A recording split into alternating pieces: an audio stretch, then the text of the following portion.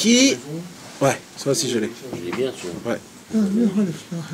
Quelqu'un veut ouvrir le vin? Vas-y, quelqu'un ici ouvrir le vin là? Qu'est-ce qui veut lire notre passage du Sichot Haran?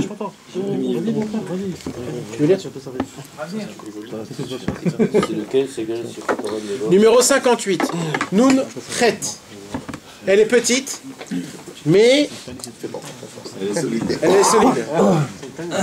Mes amis, ce qu'on va étudier là ce soir dans le Sichot Haran, le numéro 58, ça parle de tout ce qu'on a parlé aussi avant. Ça parle en fait de tous nos cours qu'on a parlé. Je ne sais pas celui qui était là, le cours d'avant. Le cours d'avant, qu'est-ce qu'on a parlé? Le cours d'avant, on a parlé comme quoi, Chas v'Shalom, il y a des gens qui sont enfoncés dans une ta'ava et qu'ils sont tellement enfoncés dans cette ta'ava qu'ils ne savent même pas qu'ils sont au-dessus de leur gorge, malheureusement. Et des gens comme ça, on ne peut pas leur parler parce qu'ils se croient loin des choses. Ils ne se croient pas qu'ils sont à côté, qu'ils peuvent se rapprocher. Ils croient qu'ils n'ont aucun problème. Ils croient qu'ils ne sont pas malades. Et comme on avait dit, quelqu'un qui sait qu'il est malade, c'est déjà... Ouais, elle est toute petite.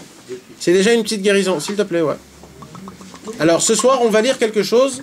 Jérémie, à haute voix, s'il te plaît, pour que tout le monde t'écoute. Mes amis, merci beaucoup. Essayez d'être attentifs à ce qu'on lit.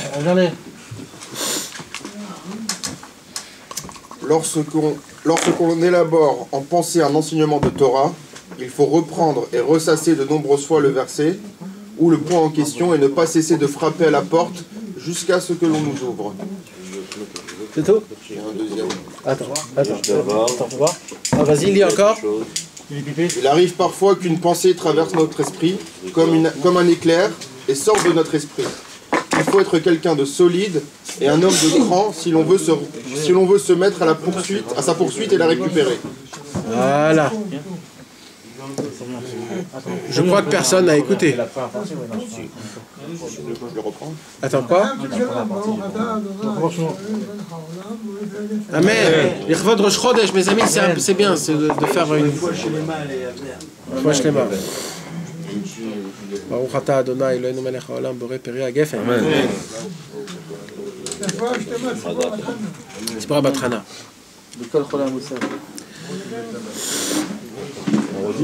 Mes amis, attends, d'abord, fais passer ça s'il te plaît. Numéro 58, s'il vous plaît, si vous pouvez regarder, ça me ferait plaisir. D'accord?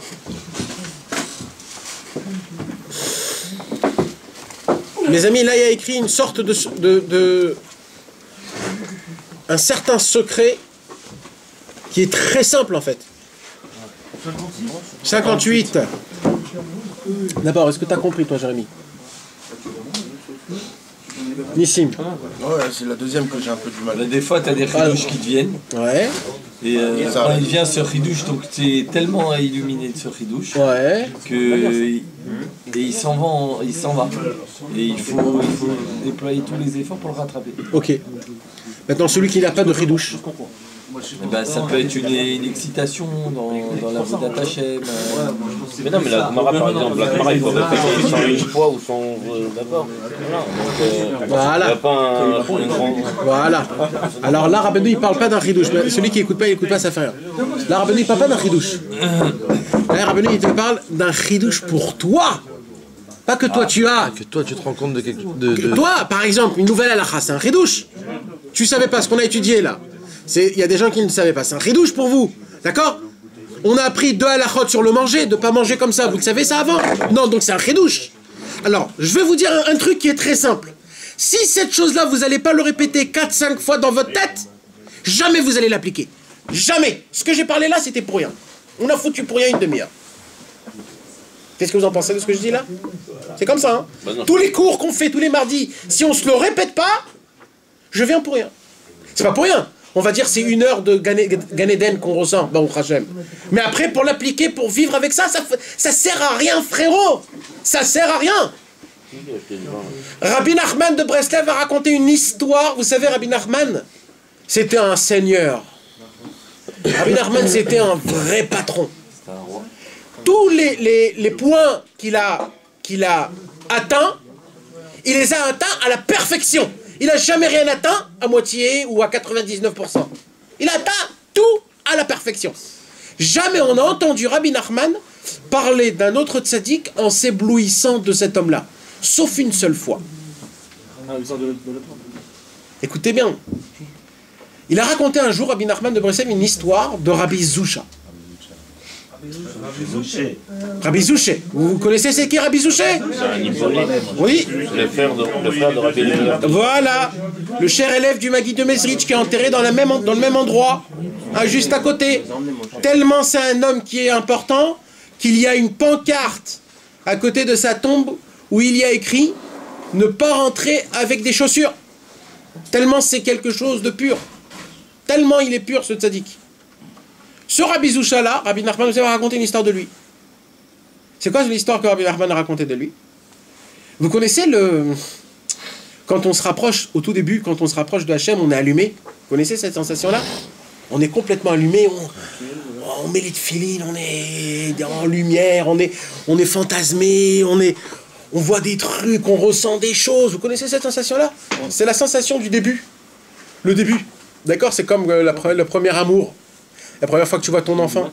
T'es allumé, il se passe quelque chose avec toi. Mais le problème, c'est quoi? C'est que le problème, c'est qu'après, ça part. Et quand ça part, des fois, ça tient un mois. Mais quand tu vas au Man. Ou alors, ouais, quand tu vas au Man. Plein de fois, ça monte, mais bon, après, ça redescend. Rabbi Zoucha, Rabbi Nachman de Breslev a loué, c'est-à-dire il a élogé Rabbi Zoucha, que Rabbi Zoucha a tenu avec sa première montée 25 ans sans descente. Il a tenu sa montée 25 ans, il était en ribouillard. Vous imaginez, c'est quoi ça? C'est pas dangereux, c'est exceptionnel. On parle de Rabbi Zoucha. Exactement, et Rabbi Zoucha est exceptionnel. Maintenant, vous savez comment c'est possible? Parce que, de quoi je vous parle? Je vous parle d'un film, là, par exemple. D'accord? Il y a un film que tout le monde attend, ça fait des années. Ce film sort. Tout le monde va au ciné, il le voit. Oh là là, le film! Mais combien de temps après ça dure? 1 heure après ce film. Ouais, ou des fois, jusqu'à le lendemain, tu vois un autre film. Bon alors, des fois, t'en parles, tu vas le revoir une deuxième fois. Du cinéma, t'en as eu marre. Ouais, non, ça, c'est les films qui sont complètement nazes. D'accord? Comme par exemple, il y a des films qui font vraiment du bruit. Alors, ok, tu vas le revoir une deuxième fois, tu vas être halluciné. Tu vas raconter ça à tes amis, tu vas le revoir encore avec ta meuf, etc., etc. Mais c'est bon, après ça descend. Maintenant, comment c'est possible qu'un homme y tient avec une hitlavut, c'est-à-dire une ferveur, 25 ans? Mais attends, le mec, mais même les enfants, qu'eux, ils peuvent être allumés d'une toute petite voiture qui est complètement cassée, qui continue à jouer avec la voiture cassée, parce qu'eux, ils sont illuminés encore de cette voiture-là. Comment un homme peut tenir 25 ans avec sa première montée? Ça veut dire que le mec, il est resté amoureux 25 ans. Il est resté amoureux 25 ans. Il était aux anges 25 ans. Ça n'existe pas. C'est pas. Même chez les goïms, ça n'existe pas. Plus que ça. Toute la drogue aujourd'hui, la drogue a été inventée que pour ça. Pour avoir des montées. Pour planer. Il a eu 0 descente. Un certain temps. 25 ans. 25 ans, non. Si, des preuves, oui. Mais tellement il était allumé que c'était même plus des épreuves pour lui. Donc il a su être expert dans les montées. Et ouais. Alors comment c'est possible qu'un homme, il est en montée 25 ans? C'est-à-dire le mec, il était drogué de Dieu. Il était drogué de Dieu. C'est parce que c'est un tzaddik. Ouais, mais on connaît pas des tzaddikim qui ont été comme ça. 25 ans monté. Un vrai tzaddik amiti. Non, un vrai tzaddik amiti, c'est un tzaddik qui souffre, mon frère. C'est un kéli. Non, mais c'est un tzaddik qui souffre. Les vrais tzaddikim, ils souffrent. C'est pas un cadeau. C'est tzaddik, c'est frérot, tu payes. Tu payes. Les vrais tzaddikim amiti. Tu payes pour les autres. Mais non, je te parle de vrais, là, je te parle pas des imbéciles. Des vrais, ils payent. Rabbeinu, il a payé. Rabbeinu, c'était très dur. Misaria. Alors, comment ça se fait? Vous savez comment ça se fait? C'est ce qu'on a étudié ce soir. Qu'est-ce qu'on a étudié ce soir? Quelqu'un peut me le dire? Qu'est-ce qu'on a lu là dans Sirat Taran 58? Quand il avait un chidouche. Quelqu'un peut me le lire? Maxime, vas-y. Quand il avait un chidouche, il faut pas le laisser partir. fois. Pas taper à la porte. Donc ça l'a toujours. 58, lis-le à voix haute encore une fois. Écoutez, on va pas le répéter, hein. Lorsqu'on élabore en pensée un enseignement de Torah, Ouais. il faut reprendre et ressasser de nombreuses fois le verset ou le point en question et ne pas cesser de frapper à la porte jusqu'à ce que l'on ouvre. Ouvre. Il arrive parfois qu'une pensée traverse notre esprit comme un éclair et sort de notre esprit. Il faut être quelqu'un de solide et un homme de cran si l'on veut se mettre à sa poursuite et le récupérer. Et la récupérer. Sachez, mes amis, que les cadeaux que Akadosh Baruch Hu nous envoie, des fois, une très belle histoire que tu entends d'un ami qui te choque, qui te parle, il te touche. Il y a des histoires comme ça, des fois, tu entends une histoire d'un tzaddik. Waouh, tu te dis, purée, c'est quoi ça? C'est quoi ce truc-là? Ou alors tu lis un truc il te dévore, ça te dévore. Tu lis un truc qui t'allume complètement. Tu dis, mais c'est quoi? Quand tu lis, par exemple, une vie d'un tzaddik, comment il s'est conduit, qu'est-ce qu'il a fait, d'un coup, tu te dis, oh là là! Quand quelqu'un te dit une parole, que cette parole, ça te pénètre le plus profond de toi-même. Maintenant, ça tombe. Mais cette sensation, elle est magique. Comment tu fais pour que cette sensation, elle reste et tu l'acquies, elle devienne à toi? Comment tu fais? Il dit Rabbi Nachman, c'est comme si que tu frappes la porte chez quelqu'un et il n'est pas là. Alors si tu es un imbécile, tu vas partir chez toi à la maison. Par contre, si Chasvé Shalom, ton fils est malade, et que tu sais que chez le voisin, il y a le cachet que ton fils a besoin, c'est pas comme ça que tu vas faire. Si tu vas prendre, tu vas le déchirer, ça, ta truc. Bah oui. Rabbeinu, il te dit là, frérot, si tu as entendu une belle parole, si tu as entendu une belle histoire, si tu as appris un nouveau chidouche dans ta vie, fais-le répéter dans ta tête, parce qu'à chaque fois que tu te le répètes, tu te frappes à la porte. Et plus tu te le répètes, plus il rentre. Il rentre et tu le sens. Et si tu le redis à tes amis, tu le ressens encore plus. Si tu le racontes à ta femme, à tes enfants, encore plus, tu le ressens. Non mais je veux dire, regarde, toi tu étudies. Il n'y a pas des choses qui te sortent de la tête. Pourtant je les ai étudiées. Oui. Je les ai étudiées 3, 4 fois, 5 fois et ça t'est sorti de la tête. Oui, mais tu sais c'est quoi les choses qui sont pas sorties? On a l'oubli. Mais tu sais c'est quoi quelque chose qui n'est pas sorti de ma tête? En prière.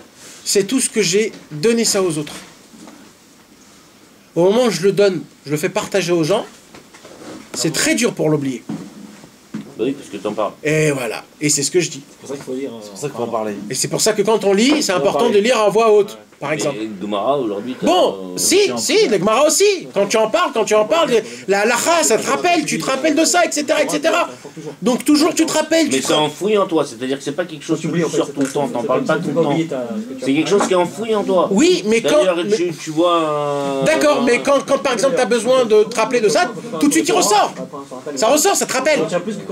C'est pas que c'est enfoui, tu l'as perdu. Tu as encore une maîtrise.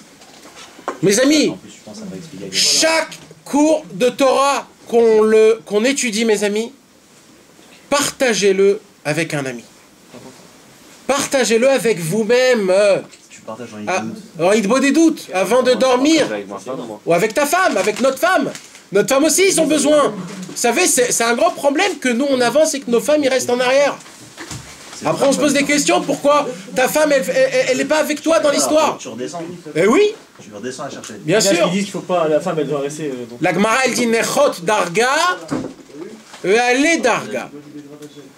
C'est-à-dire pour que tu sois avec ta femme, il faut que tu descends de niveau à son niveau à elle.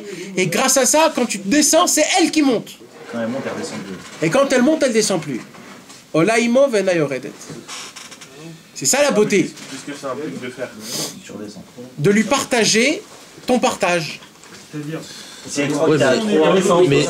Mais voilà, mais comment tu peux descendre? Parce que des fois tu lui racontes tes béorotes un petit peu et tu la racontes comme ça et puis elle te dit mais attends, calme-toi. Oui, fais-lui montrer cette lumière. Cette lumière, ça la choque spirituellement. Ça la choque spirituellement. Non mais frérot, calme-la. Non mais la femme elle veut pas apprendre de son mari. Toi, il doit te dire. Parce que tu viens avec ta Torah. Non, par l'allusion, tu peux le rappeler. Si tu viens avec un cours comme ça. Non, c'est pas un cours, c'est pas un cours. Si tu partages avec elle, le mariage, c'est partagé. Ah bah oui. Elle n'accepte pas de ta part. Des fois, non mais comme toi, des fois t'acceptes pas que ta femme fasse un manger. Elle veut te raconter de la Torah, des fois tu l'acceptes. Ouais. Oui, Nahon, tu bloques. C'est un problème de gava, excuse-moi. Voilà. Je pars de chez moi, c'est pas de c'est chez moi. Nahon. Comment Et cette lumière qu'on a. L'envie, justement, C'est pas ton travail, ça, Jérémy. Il y a un problème. Les gars, un peu de silence. Les gars. Attends, il y a un problème là. Il y a des gens qui croient qu'ils doivent éduquer leur femme. On n'éduque pas notre femme, Jérémy. Tu dois pas, toi, t'es pas le rave de ta femme. Ta femme, c'est toi. Ta femme, c'est toi. C'est toi. Si elle n'est pas allumée, c'est que toi, t'es pas allumé, frérot. Non, mais je crois que quand ils descendent là, ils sont deux en fait. Ouais, ils sont un. Ils sont un. Et quand ils descendent, ils se séparent. Ils se retrouvent parce qu'en fait, ils étaient un en fait. On doit pas, tu dois juste partager ton sentiment. Tu dois pas dire la philosophie des choses. Elle veut pas connaître la philosophie des choses. Elle veut voir comment toi, tu sens la chose. J'essaie de dire, alors, est-ce que c'est bien de le faire à travers l'application de ce que tu apprends? Aussi, est-ce que c'est suffisant? Non, c'est pas suffisant. Mais par exemple, on fait souvent des choses au dépend de notre femme. Notre femme, elle voudrait par exemple qu'on reste à la maison. Et nous, on a un shiur de Torah. Ouais. On sort. Et pourtant, elle est quand on rentre. Non, mais c'est vrai, il y a un problème. Des fois, elle est énervée quand on rentre à la maison. Ouais, t'as été éclaté et tout. Mais potentiellement, t'as été au shiur. Alors ok, t'as été avec des amis, tout ce que tu veux, mais t'as été au chiot. Ouais. Et potentiellement ça l'énerve. Tu t'es pas une lumière. Toi t'as été pour t'enfermer. C'est vrai que des fois on va t'enfermer. Mais oui, mais tu veux quoi? Non mais sur je suis en train C'est du vécu. Mais des fois faut pas y aller, c'est la vérité. De quoi? Des fois vaut mieux ne pas y aller. Moi je vais pas rentrer dans ça, d'accord mes amis? Non mais si je te pose cette question, c'est parce que c'est sérieux. Non, je sais, je suis pas un coacheur de Shlom Bayit. Par contre, j'ai... Non, par contre, mes amis, excuse-moi Stéphane, mais je vais vous dire quelque chose. On a oublié, c'est quoi la notion d'être un homme à la maison? Mais on est un homme. Dans la halacha, il y a un problème. Dans Ilchot Pesach, il y a écrit là-bas, est-ce que les femmes doivent s'accouder ou pas? Accouder. Vous savez, à Pessah, on doit boire accoudé. La matzah, etc. Alors là-bas, dans la halakha, il y a écrit comme ça. Les femmes ne s'accoudent pas. Mais les femmes importantes s'accoudent. Oui. Alors, non, les femmes importantes avant. Alors, toutes les femmes, elles sont importantes pour nous. Les femmes d'avant, des rois ou alors des riches. Mais des femmes normales ne s'accoudent pas. D'accord? Les femmes importantes d'avant, des femmes qui étaient de famille importante, famille noble ou alors riches, ou je sais pas, qui étaient importantes, eux, ils doivent s'accouder. Le Mishnah Brura, il dit en bas, aujourd'hui, toutes nos femmes sont importantes. Ça veut dire quoi? Ça veut dire qu'automatiquement, avec le dicton « Mesdames et messieurs », que normalement ça n'existait pas ce truc-là, c'était « messieurs ». Mesdames ne sont pas là du tout, et pas quand avant le monsieur. Le fait est qu'en Europe, qu'ils ouvraient une porte et qu'ils faisaient rentrer d'abord la meuf, ça c'est complètement archi Torah. C'est pas ça. Une femme, c'est l'aide de l'homme. Quand l'homme est digne d'être un homme. Maintenant, il faut qu'on sache que l'homme, c'est l'homme à la maison.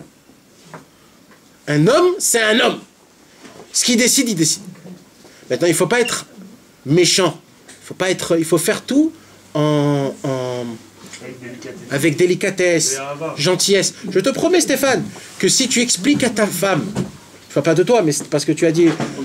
Non, mais ça veut dire Stam. Je parle en général. D'accord? Quand on explique à notre femme combien le cours est important, combien du bien ça va lui faire à elle, et à tes enfants, et à toi, combien tu vas changer. Tu vas devenir un gentleman, tu vas plus l'honorer, tu vas plus se rendre bien, etc., etc. C'est elle qui va te prendre par tes oreilles et va te dire, tu vas au cours maintenant. Mais le problème, c'est qu'on joue les nazes. Ouais, le truc, moi je vais aller, je vais aller. T'as sur le cours. Ouman, par exemple. C'est un travail de l'homme. Ouman, c'est un travail d'un homme. Tout la Vodat Hashem, c'est le travail. Un homme doit expliquer à sa femme le besoin. Je te promets que si tu dis à ta femme, j'ai une opération à faire, elle va pas te dire, pas du tout, tu restes à la maison, tu m'aides avec les enfants, j'ai besoin de faire. Elle va pas dire ça. Mais si t'as un jugement criminel, elle va pas dire, je viens avec toi. Non, elle va dire, bah tzlacha, je vais allumer, je vais prêt pour toi et dégage. Mais peut-être que tu mets pas en application. Ou sinon elle va te dire, allez, vas-y avec ton avocat, va essayer de t'emprisonner. C'est quoi ça? Ouais, ça aussi c'est un problème. C'est normal. Oui. Tu parles pas avec ta femme, tu changes pas. Et pourquoi tu évalues pas? C'est ce que j'ai dit. Pourquoi on n'évalue pas?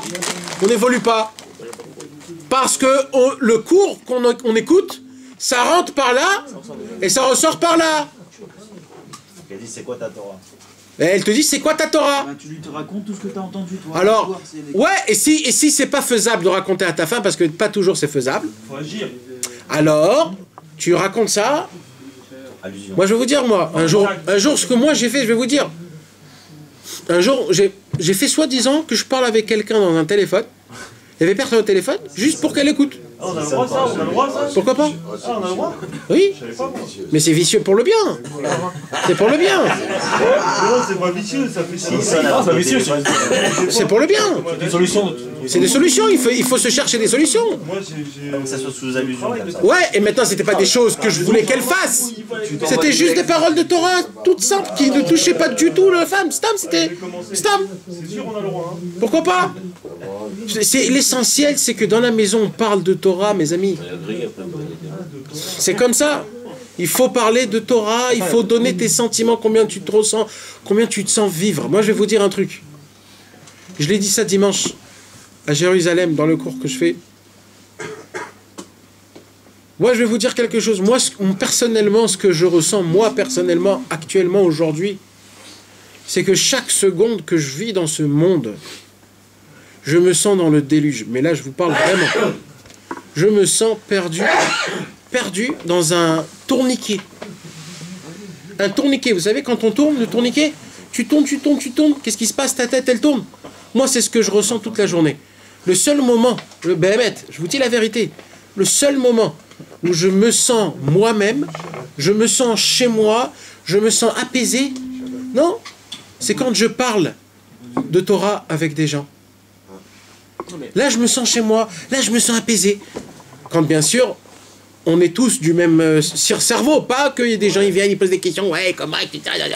Non, quand on est tous des personnes ouvertes, on veut tous écouter. Alors là d'un coup, le tourniquet, il s'arrête, et d'un coup, je vois le monde, et d'un coup, je me dis, ah, il y a quand même une vie dans ce monde, il y a quand même, on peut vivre quand même dans ce monde grâce à la Torah, grâce au tzadikim. Voilà, il y avait des gens normaux dans ce monde. On peut être normal. C'est la Torah qui arrête cette spirale. La Torah t'apaise. Elle te rend d'un coup... Ah, ouais, elle te donne un sipouk. Vous savez ce que c'est un sipouk? Un sipouk, c'est... Un réconfort. C'est pas un réconfort. Un bien-être, un bien-être. Je t'enlève un poids.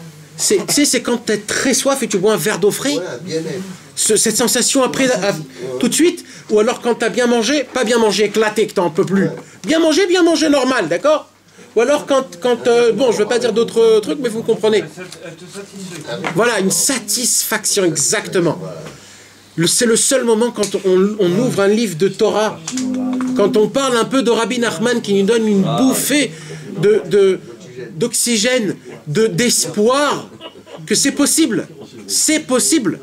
C'est possible. C'est possible dans ce monde. C'est possible. C'est pas impossible. Tout ce que tu rêves, c'est possible.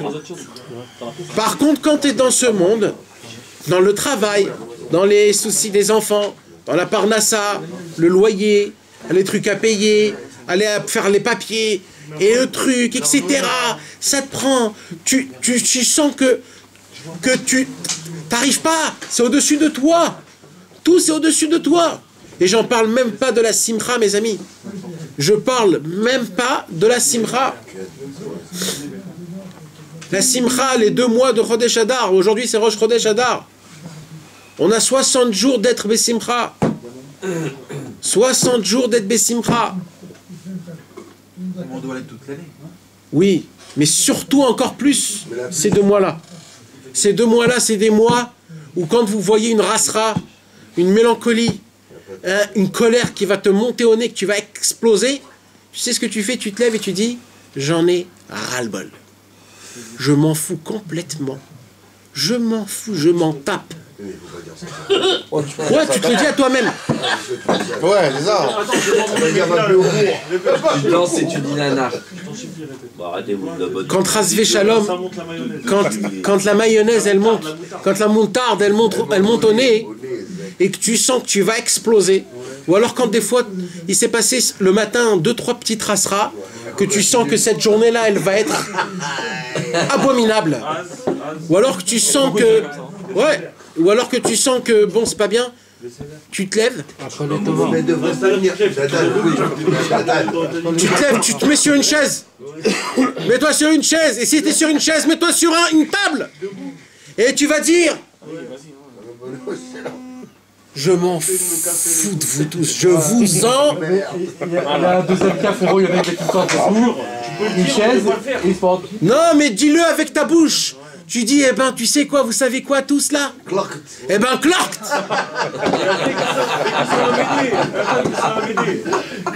Au moins, ces 2 mois-là de Hadar. Parce que, sachez une chose, il y a une halakha dans le Shulchan Aruch. Il y a une halakha dans le Shulchan Aruch. Quand tu as cuit de la viande dans une casserole, d'accord?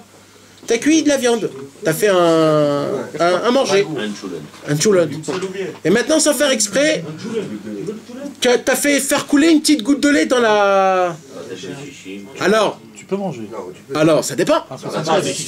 S'il y a 60e de viande que de lait, alors le lait, il est annulé par le 60e.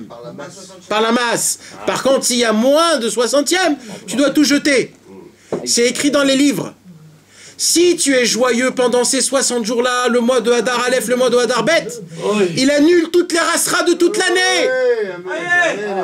Toute l'année. Il suffit juste d'être joyeux ces 60 jours-là. Ne laissez pas le Yetzer Hara vous pénétrer, vous tenter. C'est important, mes amis, ne croyez pas. Ça a commencé aujourd'hui. Aujourd'hui. Envoyez la femme en France. Je sais, mais moi. Mais même moi. La femme, il faut la renvoyer en Je France. sais, mais ça fait rien. Ça fait rien, frérot. C'est d'aujourd'hui. En vérité, c'est d'aujourd'hui, ce soir. Parce que c'est ce soir le Aleph. Aujourd'hui, c'était la Mette. Donc en vérité, ça commence dès ce soir. En fait. Ce soir, ouais. Dès ce soir, ça commence. Et aujourd'hui, c'était Yamavishpacha. Hein? Le mois prochain. Mais le Purim de ce mois-ci, il y a écrit qu'il faut faire quand même un petit truc. Pas dire Tahanoun, de joyeux, de... Hein? Non, on fait. Hein? Toutes les fêtes, tu dois être joyeux. Ouais, bien sûr. Mais là, c'est tout le mois. Là, c'est tout le mois qui est joyeux. Ce mois-ci-là et le mois d'après. C'est 60 jours. Dès aujourd'hui, 60 jours. Dès aujourd'hui, on compte le premier jour. Ça veut dire ce soir, demain, ça commence. Et ben, moi, je vous dis la vérité, mais moi, personnellement, aujourd'hui, j'ai eu un très grand combat avec le Yetzer Hara. De Rasra, ben, le Yetzer Hara, il est venu, mais il m'a jeté toutes ses flèches. Et il m'a atteint. Il m'a atteint. Et il m'a cassé mon moral, je te dis la vérité. Il m'a cassé le moral. Mais c'est où que ça a commencé à changer? C'est quand je suis venu ici et que j'ai commencé à parler de Torah. D'un coup, je me suis dit, tu vois, eh ben oui, c'est faisable, c'est faisable. C'est faisable. C'est pour ça que je vous dis que c'est important de commencer la journée avec de la Torah et de terminer la journée avec de la Torah, mes amis. C'est important. Et le Sefer Hamidot, il est exceptionnel pour ça. Une ligne le matin, une ligne le soir. Je vous promets qu'un homme qui fait ça, il a son bouclier de la journée, le Yetzer Hara, c'est très dur à l'atteindre. Je vous promets. D'ailleurs, je suis un vrai juif. Quand t'es à la banque, on est ça, donc je veux dire. du matin à la banque Léoumi, tu sais faire Hamidot, tu peux le Allez, Nathan.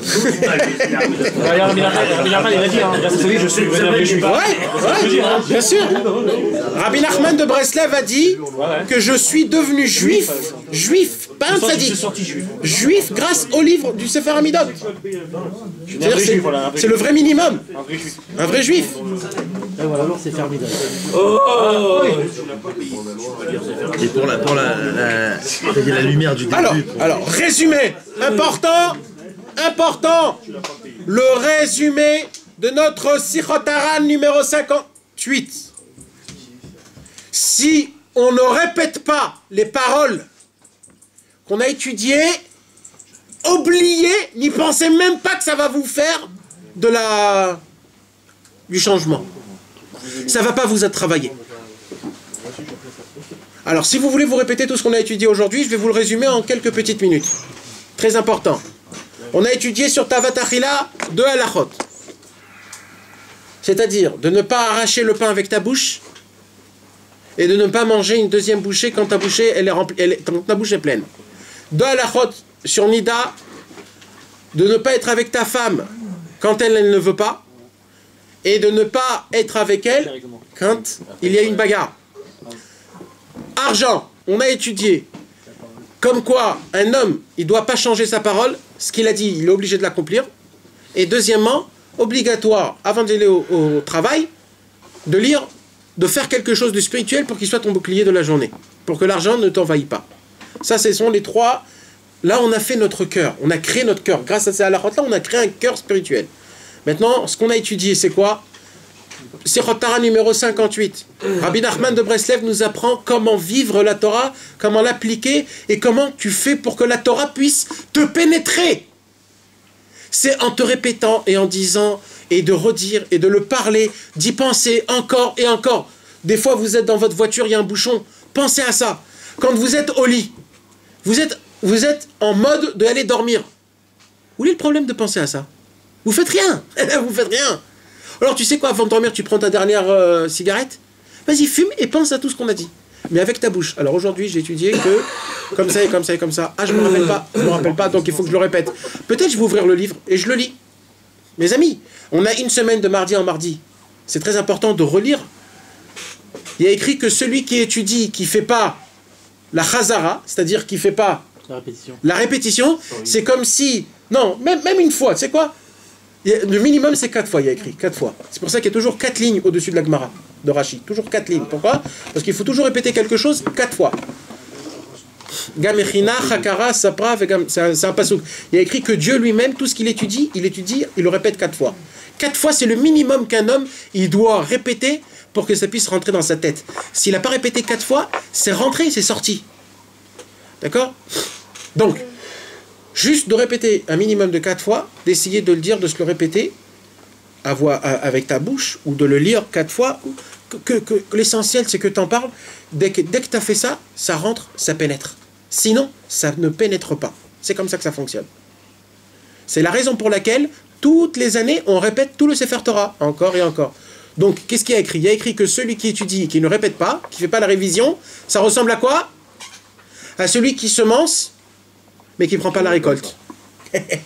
Alors ça sert à quoi? Ça sert à quoi le mec qui met des semences, mais il ne récolte pas? Récolter, c'est quand tu fais ta chazara. Vous comprenez, mes amis? Que Dieu nous bénisse. Amen. Qu'on puisse avoir... Attends, c'est la Sikha Nar. Nar. On doit parler de Nana. Ah.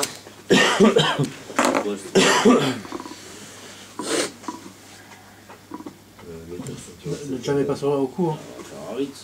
Ouais. Ça se met pas autour du cou. Même le nom de Rabbi Nachman, on le dit 4 fois. Nachman, Neumann. 4 fois. Pour que ça pénètre en nous, ce nom de Rabbi Nachman. Non, Nachman. On le dit 4 fois le nom pour que ça puisse nous pénétrer, parce que un jour Rabbi Israël a dit pourquoi? C'est quoi le na? Après nar, on revient sur le nun. Après on revient sur le nun, mais après on repart encore sur le nun. Il dit parce que toute la vie d'un homme, c'est de monter et de descendre. Alors toujours tu reviens dès le début. Na. Après tu repars du début. Nar. Après tu repars encore du début. Parce que un vrai homme, c'est quand il monte et qu'il descend. Quand il monte et qu'il descend, et qu'il continue à monter et à descendre, à la fin il arrive au nom, à la perfection Nachman. C'est ça le sod de Nachman, c'est ça. C'est de savoir que chaque chute, il y a toujours une remontée. C'est ça le secret. Mes amis, qu'on puisse passer les plus beaux mois. Les frères Benenet, ils sont pas venus,